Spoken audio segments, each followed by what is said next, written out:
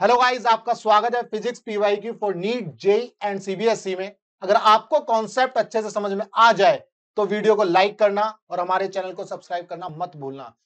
अब इस क्वेश्चन में क्या कह रहा है मेरे भाई, a positive charge Q is uniformly distributed. एक पॉजिटिव चार्ज है, ये Q जो है यूनिफॉर्मली डिस्ट्रीब्यूट किया हुआ है अलोंग ए सर्कुलर रिंग। एक सर्कुलर रिंग के अलोंग जो है इसको डिस्ट्रीब्यूट किया गया है ऑफ रेडियस r। इस रिंग की जो रेडियस है r है। A small test charge Q is placed at the centre of the ring. ये जो Q चार्ज है, छोटू चार्ज है, इस छोटू चार्ज को सेंटर पर रखा गया इस रिंग के। क्लियर है यहां तक? अब ऑप्शन पढ़ते हैं, ऑप्शन पढ़ेंगे और इसका आंसर निकालेंगे। बहुत आसान सवाल है, ध्यान से समझना है। आसान तभी तक है जब तक आप इसको ध्यान से देखोगे और ध्यान से समझोगे, नहीं तो घुमा देगा आपको। तो देखो बहुत सिंपल है, हम इसमें सीधा सीधा कूलम्ब्स लॉ लगाएंगे और इस क्वेश्चन को उड़ा देंगे। सिर्फ और सिर्फ कूलम्ब्स लॉ लगाएंगे। कूलम्ब्स लॉ यानी कि फोर्सेस को चेक करेंगे, फोर्स किस डायरेक्शन में है, उसी से ही ये सवाल उड़ जाएगा, ध्यान रखना। If Q is greater than 0, सबसे पहला पॉइंट तो ये है Q जो है ग्रेटर देन 0 है, इसका मतलब जो चार्ज है वो पॉजिटिव है। फर्स्ट केस में जो चार्ज है वो पॉजिटिव है भाई। कैसा चार्ज है? पॉजिटिव, क्योंकि Q जो है ग्रेटर देन 0 है। And is displaced away from the centre. इस चार्ज को हमने डिस्प्लेस किया सेंटर से, थोड़ा सा डिस्प्लेस किया in the plane of the ring. यानी कि ये जो रिंग का प्लेन है भाई, यही तो प्लेन है, अदरवाइज ये रिंग ऐसे खड़ी होती है ना। लेकिन इस केस में ये रिंग इस तरह से, तो इसका मतलब यही प्लेन है। इस प्लेन में इस चार्ज को हमने डिस्प्लेस किया। अभी देखते हैं कैसे डिस्प्लेस करेंगे। It will be pushed back towards the centre. और ये जो चार्ज होगा ना, दोबारा से सेंटर की तरफ पुश कर दिया जाएगा। ये चार्ज कैसा है? पॉजिटिव मेरे भाई, ध्यान रखना। बहुत आसान है, सिंपल भाषा में समझेंगे, बिल्कुल कुछ कोई न्यूमेरिकल नहीं, कोई फॉर्मूला नहीं। ये प्लस चार्ज है, यहां पर भी प्लस चार्ज है भाई। ये प्लस चार्ज डिस्ट्रीब्यूट किया हुआ है इस रिंग पर। हमने क्या किया, इस चार्ज को मान लेते हैं यहां डिस्प्लेस कर दिया। ये छोटू चार्ज है Q, इसको यहां पर डिस्प्लेस कर दिया भाई। ये A पॉइंट है, ये B पॉइंट है। अब बहुत ध्यान से सोचो, कूलम्ब्स लॉ क्या कहता है मेरे भाई? कूलम्ब्स लॉ है, क्या कहता है? Q1 Q2 अपॉन में R²। इसका मतलब जो फोर्स है वो इनवर्सली प्रोपोर्शनल है किसके? R² के, डिस्टेंस के स्क्वायर के इनवर्सली प्रोपोर्शनल है। इसका मतलब ये, अगर आप R को कम करोगे, तो फोर्स बढ़ जाएगा, और अगर आप R को बढ़ाओगे तो फोर्स क्या होगा? कम हो जाएगा। भाई इनवर्स रिलेशन है, R को कम करोगे तो फोर्स बढ़ जाएगा, R को बढ़ाओगे तो फोर्स कम हो जाएगा। वही चीज यहां होगी भाई। इस रिंग के ऊपर ये पॉजिटिव चार्ज है, ये जब छोटू चार्ज को हम A से B तक रख के लाए, यहां पर रख दिया इस पॉइंट पर, भाई इसके ऊपर भी पॉजिटिव चार्ज, इसके ऊपर कैसा चार्ज है? पॉजिटिव। अभी तो लिख रहा है ना क्वेश्चन में, if Q is greater than 0, इसका मतलब Q के ऊपर कैसा चार्ज है? Positive charge. जब इस पॉजिटिव चार्ज को आप इस तरफ मूव करोगे, भाई ये पॉजिटिव चार्ज, ये वाला पॉजिटिव चार्ज कहेगा भैया ऐसा तो दूर जा। क्यों? क्योंकि पॉजिटिव चार्ज और पॉजिटिव चार्ज में क्या होगा? रिपल्शन होगा। अब ये वाला जो रिपल्शन होगा ये ज्यादा होगा। क्यों?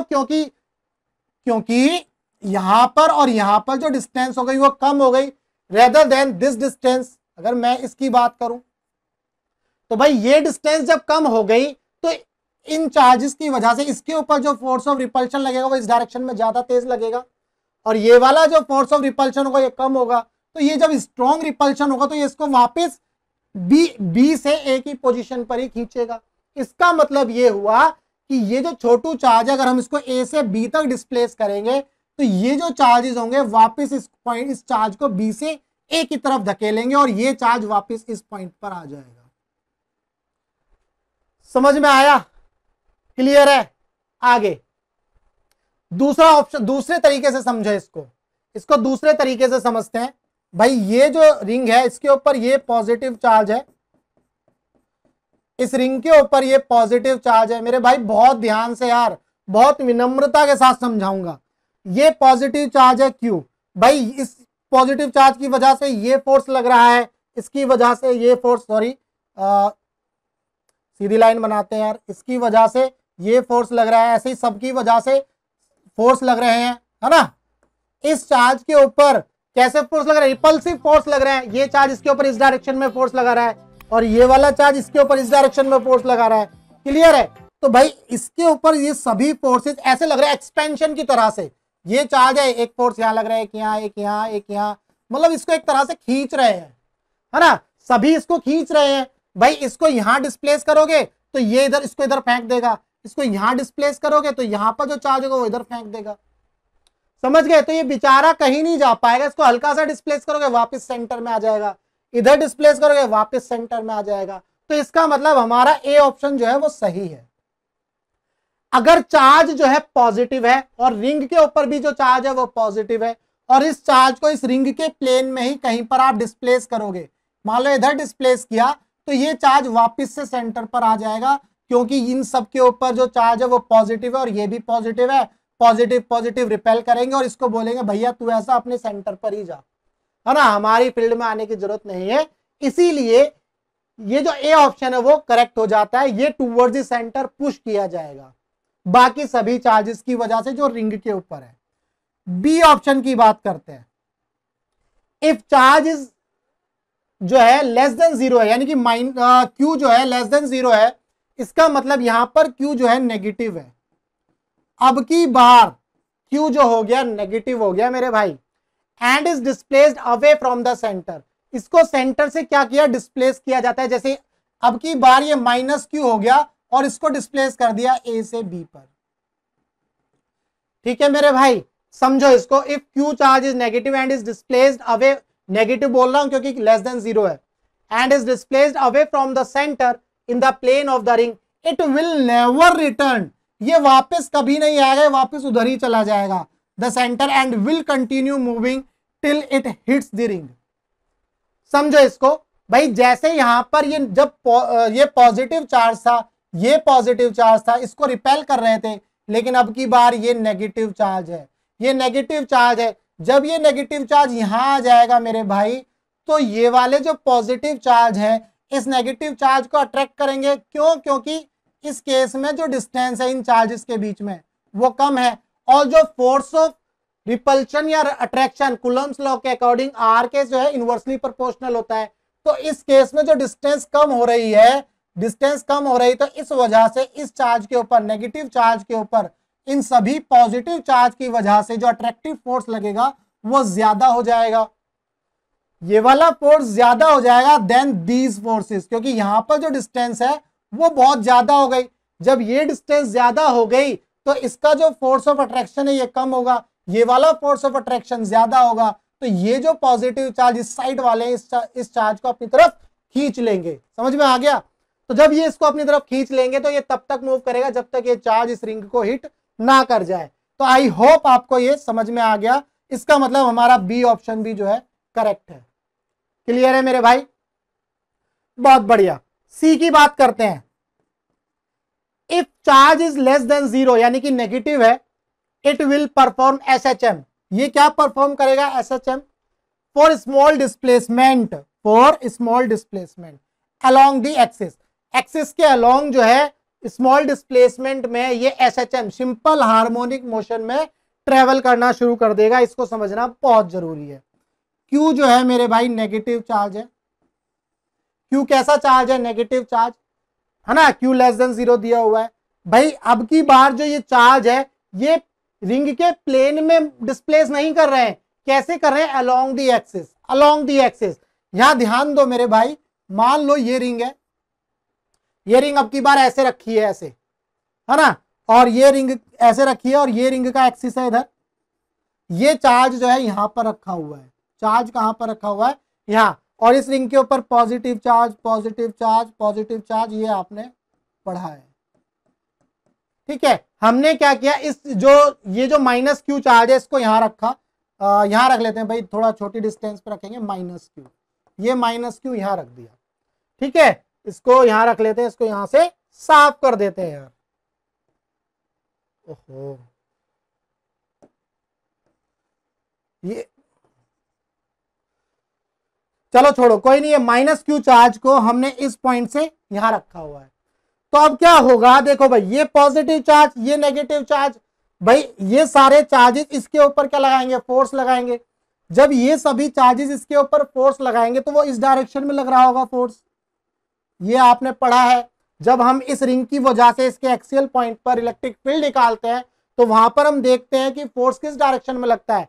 अगर ये रिंग पॉजिटिव चार्ज और यहां पर हम पॉजिटिव चार्ज ले लेते तो सारे फोर्सेस इस डायरेक्शन में लगते हैं इसके, है ना, ये सारे फोर्सेस इस डायरेक्शन में लगते हैं और इनके कंपोनेंट निकालते हैं, ये कंपोनेंट कैंसिल हो जाते हैं सारे वर्टिकल कंपोनेंट और सिर्फ सारे हॉरिजॉन्टल कंपोनेंट ऐड हो जाते हैं। ये आपने पढ़ा है जब हम इलेक्ट्रिक फील्ड निकालते हैं।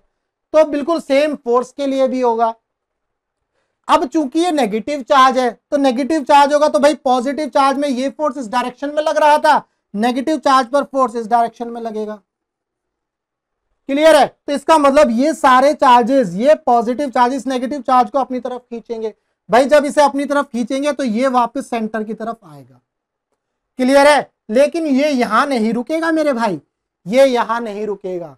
ये क्या करेगा, ये सिंपल हार्मोनिक मोशन में चला जाएगा। कैसे, इसको समझते हैं। जब इसको यहां, ये सारे चार्जेस इसको यहां खींचेंगे ना तो ये चार्ज किसमें आ जाएगा, मोशन में। और आपने लॉ ऑफ इनर्शिया पढ़ा है, लॉ ऑफ इनर्शिया में ये पढ़ा है कि कोई भी ऑब्जेक्ट मोशन में है तो वो मोशन में ही रहना चाहेगी, कोई भी ऑब्जेक्ट रेस्ट में तो रेस्ट में रहना चाहेगी। अब ये चार्ज जो है जब यहां से खिंचता हुआ आएगा तो ये मोशन में आ जाएगा। इनर्शिया की वजह से ये चार्ज या सेंटर पर ना रुक करके आगे पहुंच जाएगा। जैसे ही ये आगे पहुंचेगा अब ये चार्ज जो है वापस इसको अपनी तरफ खींच लेंगे। भाई वापस खींचेंगे, अब ये जो है फिर सेंटर तक जाएगा, फिर ये वापस इधर हो जाएगा। तो ये ऐसे चलता चला जाएगा। और यही तो कैसा मोशन है, सिंपल हार्मोनिक मोशन। यही तो कैसा मोशन है मेरे भाई, सिंपल हार्मोनिक मोशन। ये कैसा मोशन है मेरे भाई, सिंपल हार्मोनिक मोशन। तो इसका मतलब जब चार्ज नेगेटिव होगा, लेस देन 0 होगा, it will perform simple harmonic motion for small displacement along the axis. इस रिंग के एक्सिस के अलोंग ये जो चार्ज है सिंपल हार्मोनिक मोशन में रहेगा। क्लियर है? तो ये तो कहानी थी थ्योरीज के तरीके से। अगर मैं आपको समझाऊं इसको किस तरह से, फॉर्मूले की हेल्प से, फॉर्मूले की हेल्प से भी समझते हैं इसको।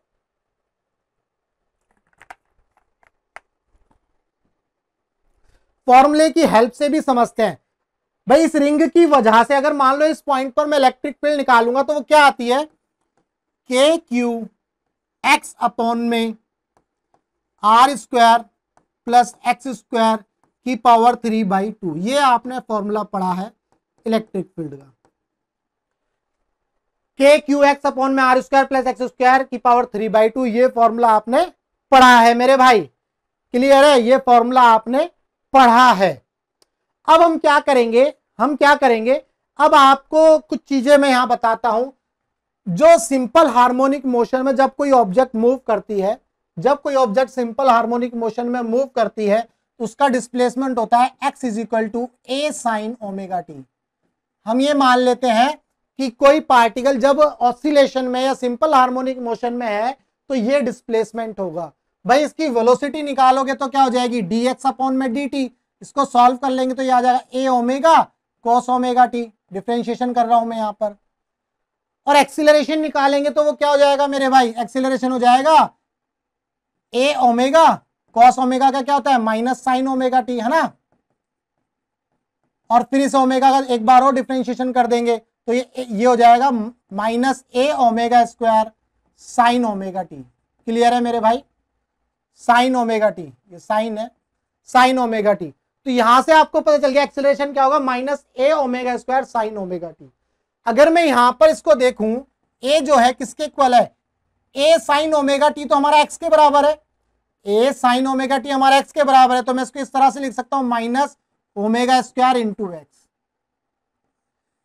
क्लियर है मेरे भाई? तो ये एक्सेलरेशन हो गया सिंपल हार्मोनिक मोशन के केस में। जब कोई पार्टिकल सिंपल हार्मोनिक मोशन में मूव करेगा तो ये एक्सेलरेशन होगा minus omega square x. Clear है? अब इस इक्वेशन में इस इलेक्ट्रिक फील्ड को देखो मेरे भाई, इलेक्ट्रिक फील्ड क्या है, के क्यू एक्स अपॉन में R square plus X square की पावर 3/2, है ना। अब इसने बोला है कि ये जो स्मॉल डिस्प्लेसमेंट के लिए एसएचएम परफॉर्म करेगा। स्मॉल डिस्प्लेसमेंट का मतलब ये हो गया कि ये जो एक्स है इसको नेग्लेक्ट कर देंगे। यही एक्स, ये बेसिकली ये एक्स होता है, जब आप फॉर्मूला निकालते हो तो ये एक्स होता है, ये x जो है बहुत कम है, बहुत कम है, तो इस एक्स स्क्वायर को नेग्लेक्ट कर देंगे इस r के मुकाबले, यानी कि इस रिंग की रेडियस के मुकाबले ये x जो है बहुत कम है। जब ये x कम होगा तो इसका स्क्वायर और कम होगा, जब ये इसका स्क्वायर कम होगा तो इसको नेग्लेक्ट कर देते हैं। तो ये कहानी कुछ इस तरह से बन जाएगी के क्यू एक्स अपॉन में आर क्यूब। भाई ये नेग्लेक्ट हो जाएगा, ये आर स्क्वायर 3/2, 2 से 2 कैंसिल हो जाएगा, आर क्यूब बचेगा। तो ये कहानी इस तरह से रिड्यूस हो जाएगी। ये आपकी बनेगी इलेक्ट्रिक फील्ड, है ना, ये क्या बनेगी इलेक्ट्रिक फील्ड। अब आपको पता है इलेक्ट्रिक फील्ड क्या होता है, एफ अपॉन में क्यू नॉट। तो अगर मैं यहां से एफ निकालूं तो क्या होगा, ई इंटू क्यू नॉट।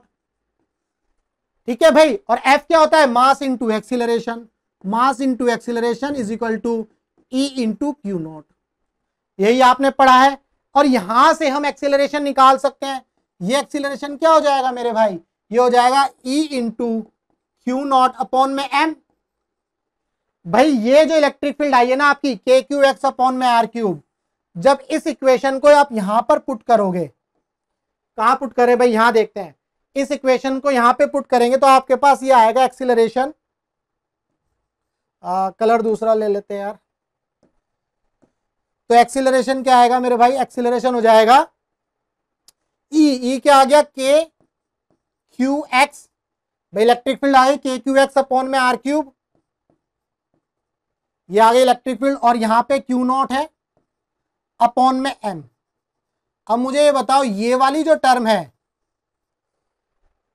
के क्यू नॉट अपॉन में आर क्यूब अपॉन में एम, ये क्या टर्म है, ये आपका जो है ये आपका ओमेगा स्क्वायर के बराबर आ रहा है, ये आपका ओमेगा स्क्वायर के बराबर आ रहा है, ठीक है ना। तो ये आपका ओमेगा स्क्वायर के बराबर हो गया, और ये x, और ये आएगा माइनस में।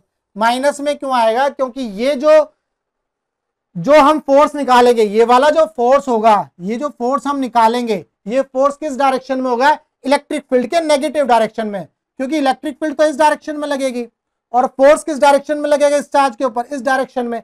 इसीलिए यहां पर ये फोर्स आप नेगेटिव ले सकते हो। ये फोर्स क्या हो जाएगा मेरे भाई, नेगेटिव। तो यहां पर ये नेगेटिव इसलिए आ जाएगा, और ये वाली जो टर्म हो गई ओमेगा स्क्वायर, के capital Q into Q not upon में आर क्यूब अपॉन में आर क्यूब इंटू एम, ये जो टर्म हो गई आपकी ओमेगा स्क्वायर बन गई, और ये एक्स आपका एज इट इज आ गया। तो ये इक्वेशन किसकी बन गई, एसएचएम की। इसका मतलब ये जो चार्ज है एसएचएम परफॉर्म करेगा। क्लियर है, तो हमारा सी ऑप्शन भी सही है। तो हमने थ्योरी से भी समझा इसको, और न्यूमेरिकल यानी कि न्यूमेरिकल फॉर्म में भी समझा, या फॉर्मूले के फॉर्म में भी इसको देखा। डी की बात करते हैं। Charge Q at the center of the ring is in unstable equilibrium within the plane of the ring for Q is greater than 0।